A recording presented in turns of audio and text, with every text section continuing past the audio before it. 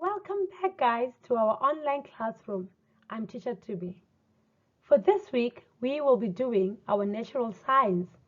Remember, we are still busy with the change of state in matter. Let's go to it. Say that the change of state in matter, in our previous lesson, we said a change of state is a substance changes from one state of matter to another if it gains heat or it loses heat. In our last lesson, we did melting. Do you guys still remember? We said with melting is when solids change into liquids. Our first one we're going to look at is evaporating. Evaporating is changing from liquid to gas. When liquids are heated enough, they can change into gases.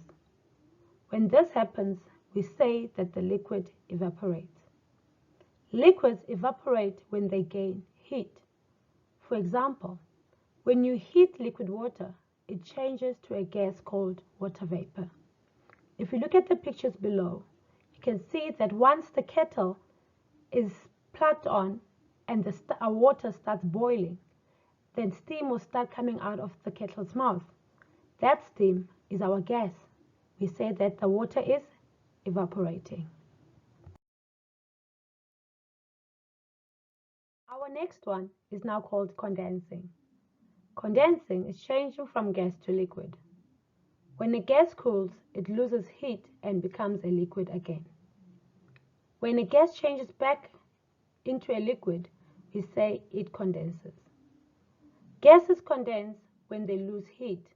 For example, after boiling water in the kettle and leave the water for a few minutes, you will notice that the kettle will start dripping water. This will only happen from the inside of the kettle. This means that the gas, which was our steam, when it cools off, it turns back to water, which is our liquid. You can see that in the picture below. Lastly, we look at solidifying. Solidifying is changing from liquid to solid. Solids lose heat when they are cooled and can then change into solids. For example, when you put water into the freezer for a few hours, it becomes ice.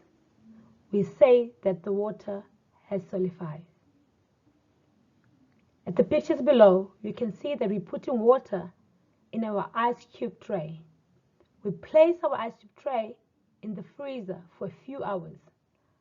After a few hours, we will realize now that the water is now frozen. We then call that ice cube.